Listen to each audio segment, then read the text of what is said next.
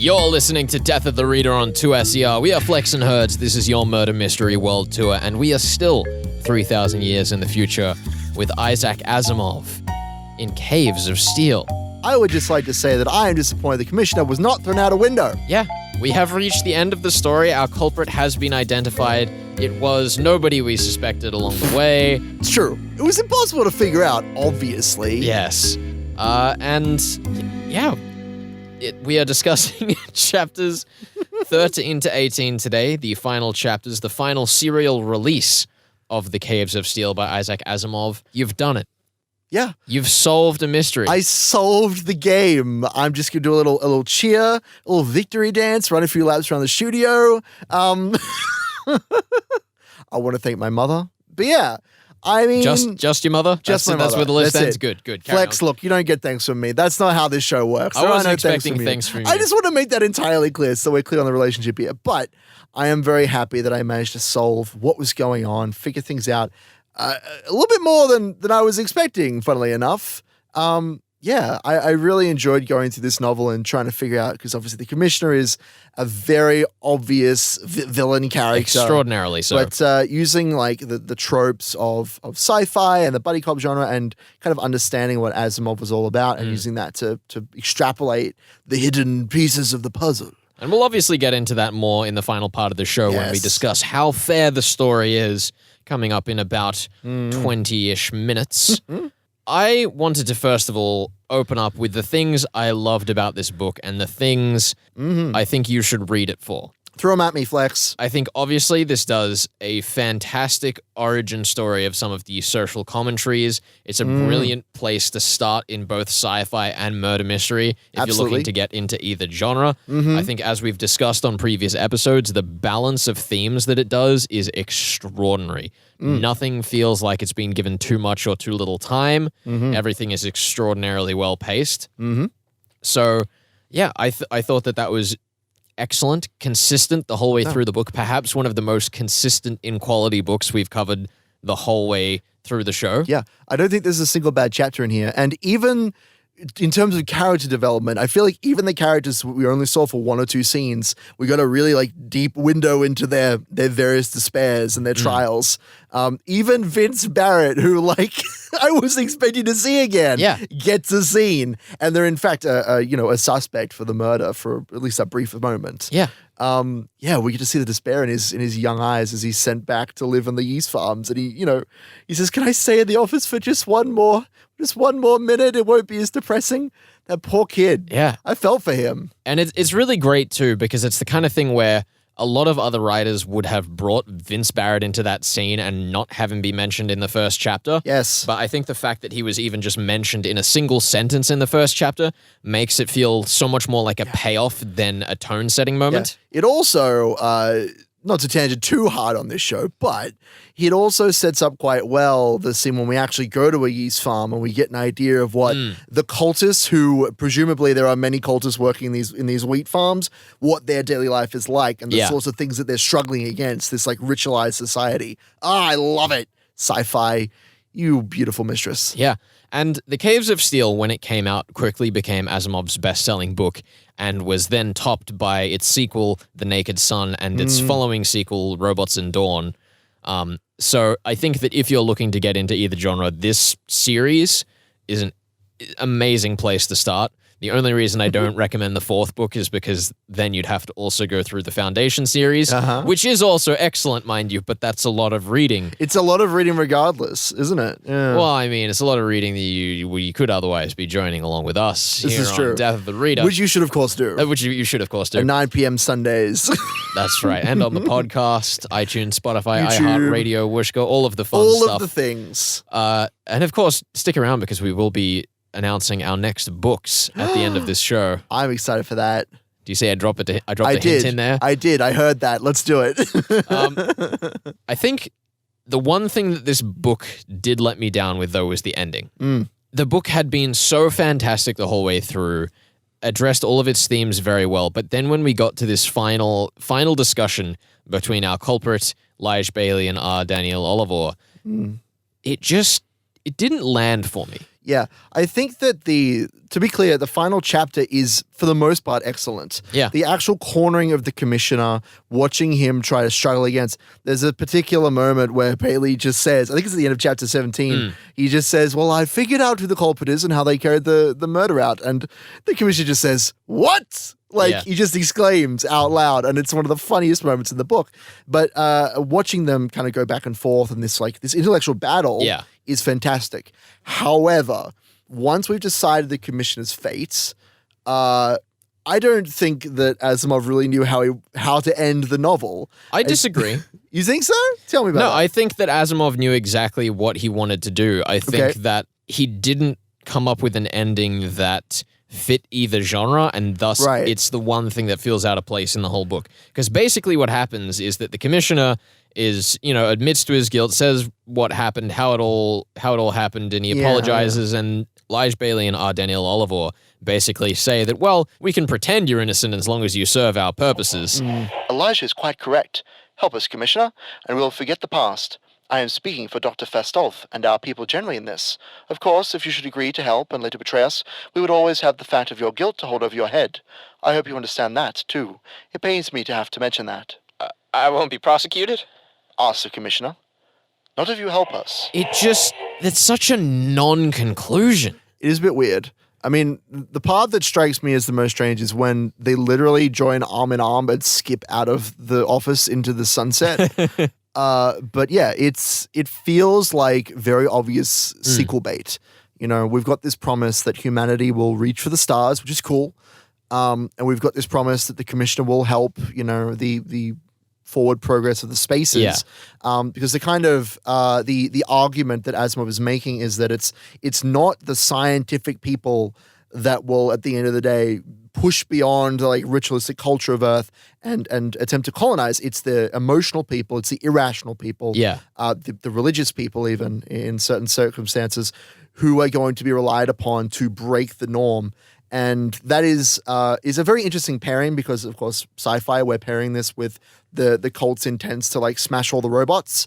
And so he's pairing that idea of breaking against the system of new technology and robots coming into the picture with breaking the bonds of Earth. Yeah. Right? Rather than smashing robots, let's smash the ozone layer, right? Yeah. I think the other thing I wanted to shout this book out on before we end this section is its comedy. Yes.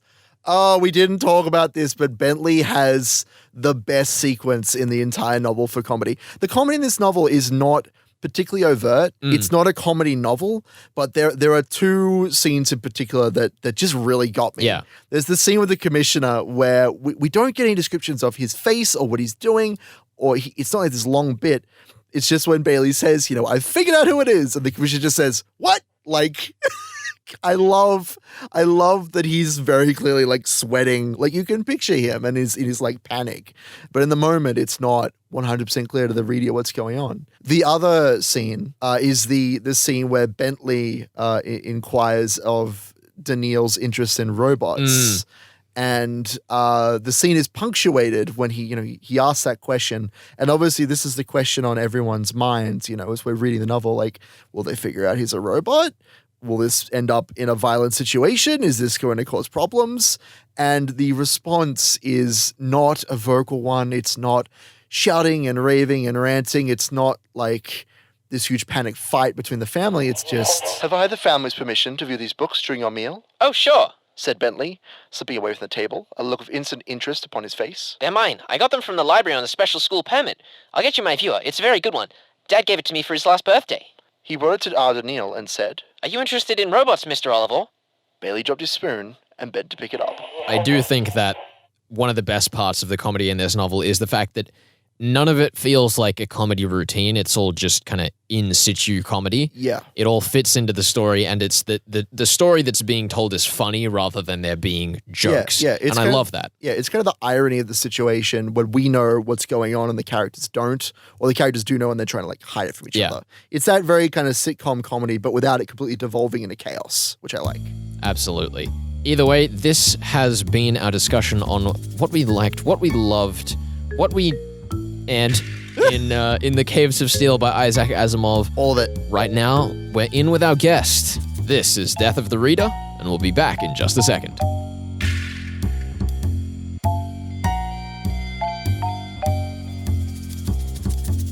This is Flex and Herds, bringing you Death of the Reader, your murder mystery world tour. Today we have with us Mr. Peter Xing, co-founder of Transhumanism Australia, graciously agreeing to join us to speak of why you should be terrified of scary emerging technologies. Peter, welcome to the show. Thank you for having me. It's a pleasure to have you. So, Peter, Caves of Steel by Isaac Asimov, classic science fiction novel, features the usual array of wild technologies for the time, like substitute meats, holographic entertainment, robots designed to integrate into our society. How closely has our modern technology followed predictions of classic science fiction authors like Asimov, Wells, and more? I tell you what, we're living the most exciting time because technology is moving faster and faster, and people just, to be honest, can't keep up with it anymore. You can see there's nightmarish Terminator-style movies and people referring back to them whenever they talk about artificial intelligence.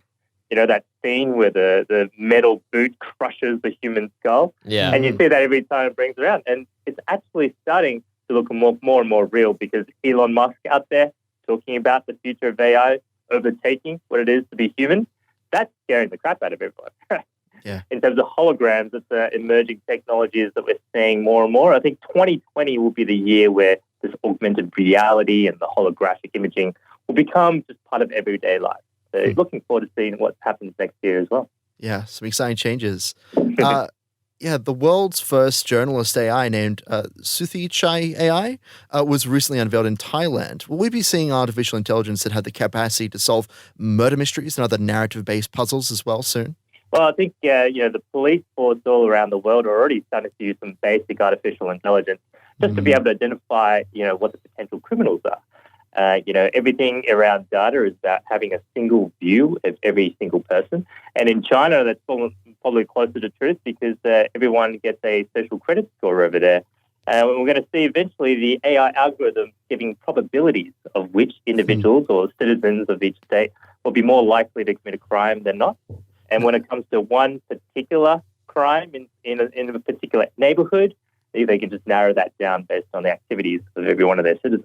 So just like a detective, the AI will start replacing what the detective work used to do pretty manually in the past. It sounds like we're getting close to a Psychopath-esque future. Yeah, exactly. The more and more we're seeing it, what was that movie? Essentially, you see Tom Cruise, right, talking about that future where there is pre-crime. Looking at the future of that before being able to predict what that crime will happen before it actually happens and stopping it in real time. That's essentially what all these predictions are starting to lead to. So when we talk about robots enforcing laws and starting to fill those roles in society, we love rules on this show, be it, structures of fiction, fair play, Asimov's laws of robotics, which prevent AI from injuring humans or allowing them to come to harm. How practical do you think structures like Asimov's laws would be in the field of modern robotics once we start to introduce them into roles that we haven't seen them before? I think Asimov created those rules just so that they can be broken in his novels, right? I think it's definitely a way to think that, the illusion of control that we have around some of these technologies is what will be our downfall in the future. And already we're seeing discussions around this future of AI and ethics that's quite popular now. And that's sort of starting to become hyped up almost as a consulting service because people are saying, well, how do we know what these algorithms are doing? What's the explainability of how they got to their decisions or the predictions? And how do we have transparency across these AI algorithms in the first place? With the rules of robotics, if you think about maybe it's even a simple AI that's responsible for, say, duplication of particular materials. You see in Nick Bostrom's book, Superintelligence, a very basic sort of rules-based AI that all it only has to do is replicate paperclips. It eventually lead to the downfall of the entire planet Earth and the rest of the universe by converting matter and energy into paperclips. And so simple rules like that are usually find a loophole around how to get around it because it could be for the benefit of humanity, right, at the end of the day. Yeah, well, a typical trope of apocalyptic sci-fi is that robots or artificial intelligences, they gain sentience and they kind of take over. How close are we to robots assuming all of our labor and leaving us with nothing but free time? Yeah, we're not there yet because right now it's very narrow in its application. So that's why they call it narrow AI or weak AI. And it's very good at particular things, for example, in pattern recognition. It's been applied in autonomous vehicles, so it's actually making the roads safer. Over the next 3 years, we'll see it just essentially roll out into the mainstream, with Tesla Autopilot, for example, become more and more advanced to the point where all it's waiting for is the regulators to allow this use on the roads without humans having to have their hands on the wheels. So those narrow applications like driving, or be able to do natural language processing, or understanding translation of language, those sort of things essentially will become very, very superhuman. But combining all that together, when we're actually looking at general intelligence or essentially human-level intelligence, that will take a few more, paradigm shifts or breakthroughs in the AI development. But we're not too far ahead, because at the end of the day, we have something to go by, and that's in our brain. We know that from the laws of nature, it is possible to do. So it's all about scientists working with the technologists, working with the researchers out there to actually do it all. Yeah.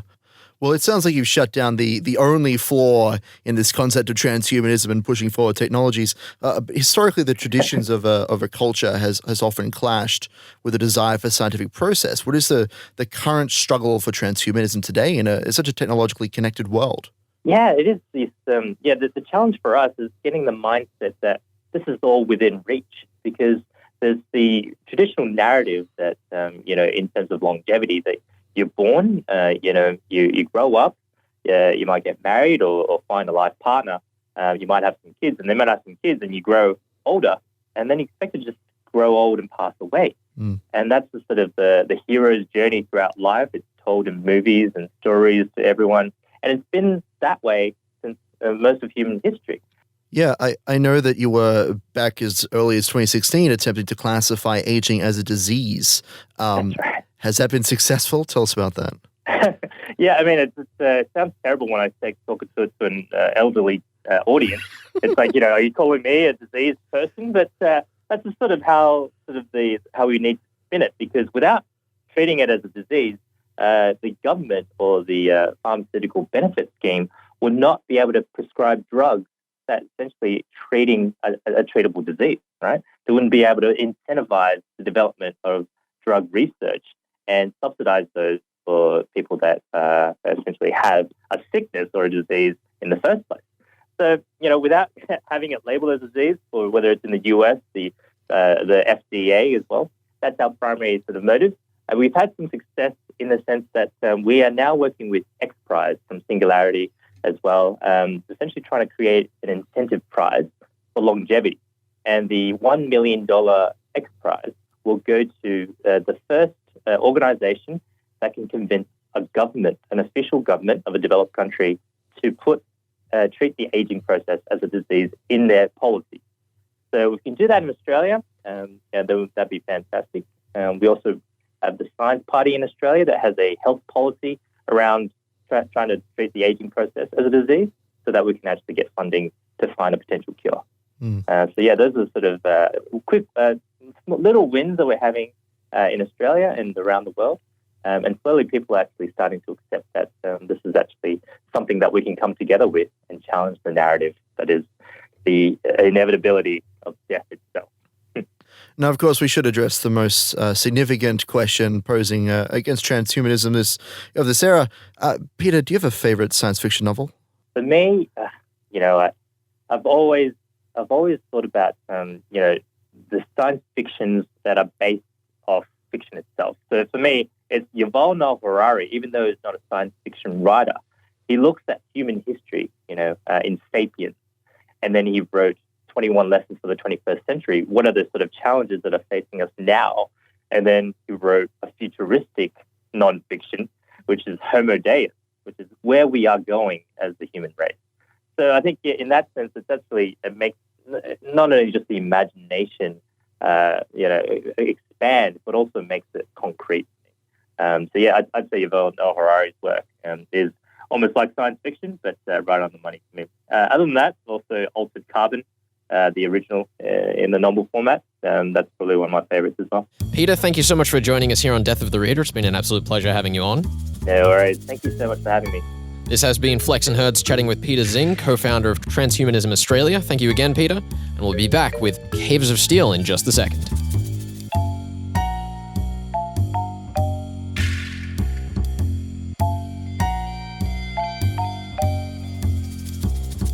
You're listening to Death of the Reader on 2SER. We are Flex and Herds. This is your Murder Mystery World Tour, and it's time to bid farewell to the Caves of Steel by Isaac Asimov. I have been the veteran, Herds has been the blind man, but it seems that in the end we weren't so blind together. Is that a joke relating to the Commissioner's glasses? Yes. Is that where that's come from? Absolutely. Is that what that is? So, Herds, Flex, come on. You've done it. You've I have. solved a story. You I've get done a it. point. Well done. I'm not even surprised. I knew I had it in me. I would like to thank my father this time. Okay, I think good. that he's been really helpful in my solving of this case. Shout out to the June series and sci-fi tropes. Yes. Yeah, I mean, wow. I found this to be a really fun little challenge. I'm also excited to have actually solved it this time. Yeah. That's always nice. I thought that your solution as you were sending it to me along the way, because that's how we do this to make sure that we are, keeping pace with the stories as we kind of send each other notes on our thoughts as we go through. Your thoughts were so similar, but so differently justified to the way that I approached this story. Like, I know one of the things that you said is that how you solved this novel had a lot to do with the buddy cop thing, if you want to kind of go on about that. Sure, no. I mean, I found this to be, a pretty fair mystery in terms of solving it because I have the context of this being a sci-fi novel and immediately ping on the idea that it was a buddy cop. The whole point of a buddy cop is that C/FE, it's about how these two characters from different societies are working together to do a thing and they learn something about each other on the way and they begrudging respect. So I knew from the beginning that we had to arrive at a conclusion that would use the talents of both sides of the story, of the spaces, and their culture, the robots, and also Bailey. So it was only when Bentley mentioned his his contact lenses and we'd had this idea of the glass being brought up again and again and again that I realized, that's the thing the spaces don't have cultural context for because that's what a buddy cop comes down to, but Bailey does. So that's how I kind of justified it in my head. Which was so far removed from Yes. what I was approaching it, because what happened is at the end of the second chapter, I went, all right, cool.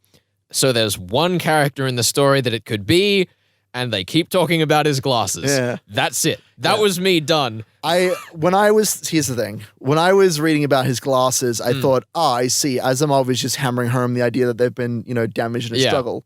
But of course, as we pointed out earlier in this episode, how does that make any sense? Who was struggling with him for this puzzle to make sense? Yeah. The only person was the murder victim, but if they couldn't kill them, how does that work? But yeah, that particular solution doesn't actually make sense after the information that we provide in chapter 2. I will also say that we are not actually given the information that Daniil looks like his creator until the second section of the book. So I was not operating with that information. Apparently it was on a blurb of the book. I didn't read that. Come on now. That's just unfair. I mean, I don't think that you needed to get this solution pretty early on. Rubbish. I think that if you came in and approached it with our favorite rule sets of murder mystery fiction, Ronald Knox and SS Van Dyne links on the podcast as always, you could have solved it in seconds just by looking at, the setup.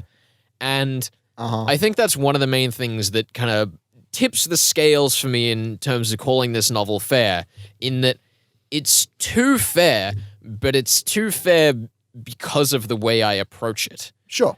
And I don't know whether that is a problem with me or a problem with the novel. Look, Flex, I get it. This is my time to shine on the show, and you're just telling me how good you are at solving murder mysteries. I get that, but I don't actually agree. I think that the way that you solve the story is more interesting and is a more fun way to approach thank it. you, Flex. I appreciate you saying that. Now, don't you underhand me with the next statement, because I know you're about to. No, the point more being that, right, in the conventional mystery sense, this novel is extraordinarily straightforward, but it also doesn't present itself in the conventional murder mystery sense. Yeah. So when you're approaching a mystery fiction novel like this, do you bring all of yourself to the table, or do you kind of go along for the ride with the book? That's the question that this book leaves me with. Yeah. No, I definitely agree. I am leaning more towards the latter, despite, trying to solve the mystery, obviously, actively. But I'm definitely the kind of person who, when I come to the table, this is how I arrived at the Vince Barrett solution. Yeah. I always look for the most interesting, outlandish option before I consider the most straightforward option. Yeah. The idea that the entire crime was possible because some idiot broke his glasses while wiping them is so boring to me. But I managed to pull myself back around through the use of like sci-fi tropes to the point where it was actually the most interesting thing because of that like mundane aspect of it. And I mean, the culprit screwing things up because they're nervous is a tried and true trope of the mystery genre. So. I don't know. I guess you just haven't read enough of those herds. I clearly need to. If you want to pick the next book to be specifically a murder mystery where like it's because of nervousness that the crime even happens. Well, that would just be to give it away before we even get I know there. it would. That's why you got to slip it in not the next novel, but the one after that. That's how you got to do it. I see. Well, Well, but now you can't do that, obviously. So, you know. But It's like I don't rock, know. paper, scissors. The way that I approached this book personally was that when it got to the second part of the book and it said that Dr. Sarton and Daniel Oliver had the same visage, I thought to myself, well, I know what my solution is. Let's just see where the book takes me. And I spent the entire rest of the book going through and saying, oh my goodness, was it actually that random guy in the shop? Oh my goodness, was it actually his kid? Oh my goodness, was it actually his wife? And I had such a great time. Yeah, for Like sure. I had down on paper from the get-go that it was going to be Julius, but I had so much fun just letting this novel take me for a ride. I mean, that's the fun part of any murder mystery novel, right? And then at the end of the novel, coming back and saying, well, why were these other characters introduced in the first place? Well, they just had red herrings. Did they have a grander point to the story? Vince Barrett being a prime example of this. That's always the fun part of murder mysteries for me. ultimately, herds, this story is fair. Extraordinarily so, given where it sits in the grand corpus of mystery fiction. Too fair, honestly. I hesitate to go that far, but I am very tempted, I'll say that much. It's okay, I'm just herdsing with you. Either way, that has been our discussion on The Caves of Steel by Isaac Asimov. If you enjoyed this book, as I said earlier in the show, I highly recommend The Naked Sun and Robots Dawn. Yeah. They are phenomenal novels as well. But now, herds, it's time for us to go on to our next book. Whoa. Before we go on the next book, What? I was promised points. You got your point. Plural points. I think it was 3 points. What are you talking I was about? supposed to get for uncovering not just the criminal themselves, but also the exact method by which they committed the crime, and also, I would say, how they were caught. Sir, Well, we can't forget the deal that was struck with the devil. I will not renege on my deal, despite trying to avoid it. You can have your extra points, sir. Yes. We are now drawn on 3 points each. Oh, what a twist. I love this. This is the best show. I take it all back. shouldn't have put this gamble on the table. You shouldn't have. Don't gamble, children. This is what happens. Your friends catch up to your point score, and then suddenly you seem more mediocre, a sleuth. Which you are. How dare Obviously. We are equally matched, sir, but you will see that I will reign triumphant at the end, yes. you? Well, herds, we are coming up against supporter drive here on 2SER. We are. Which means that we are going to have to take 2 weeks on our next story. So what have you picked for us? Yes. For the next 2 weeks, we'll be moving to Czechoslovakia. So that's going to be fun. I see. We're taking a half Russian individual. Yes. And we're just taking a short road trip down to Czechoslovakia. Just a very short road trip down to Czechoslovakia. And we're going to be checking out author Karl Kapek for the next 2 weeks. One for each of his pockets. I see. We're doing A Tale from Two Pockets by Karol Čapek. Čapek? Honestly, I don't know. I put it into Google Translate, hit the speak button, and that's what it You know gave what? back We're out. going with Kapek. Karl Kapek. We're doing A Tale from Two Pockets, and the way we're going to be dividing that up, we're going to be dealing with his one pocket, the first half of the collection of stories in the first week, and then we'll be looking in his other pocket the week after that. Yes. And so for next week, just check out The Disappearance of an Author and The Fall of the House of Vodicki. So those 2 stories that we'll be covering this time next week on Death of the Reader. Yes, these are nice short stories that you could probably do. I mean, we could probably Like an read them hour. out in the show We and do have it. time left to spare. Let's just look. We shouldn't do that. We shouldn't do that. But we could. But the point We just being wanna is let that you know. you will have the time to either catch up on the reading you've missed or get through the entire collection because it is a very fun little read. Yeah. Herds, I have to admit, I've actually already read them. What? What was the point of me picking it then? Well, no, I read them after you told me that those were next on the show. Oh, good. Like, in the time that it took you to describe them, I finished them. Oh, excellent. Well, then you're ready for next week. You've got Yeah. a whole week to discover them and research them, and you can tell me about them. We hope you enjoy Jailbreak while we sit here and finish the rest of this collection. Let's do it. This is Death of the Reader on 2SER. Thank you very much for joining us. See you next week.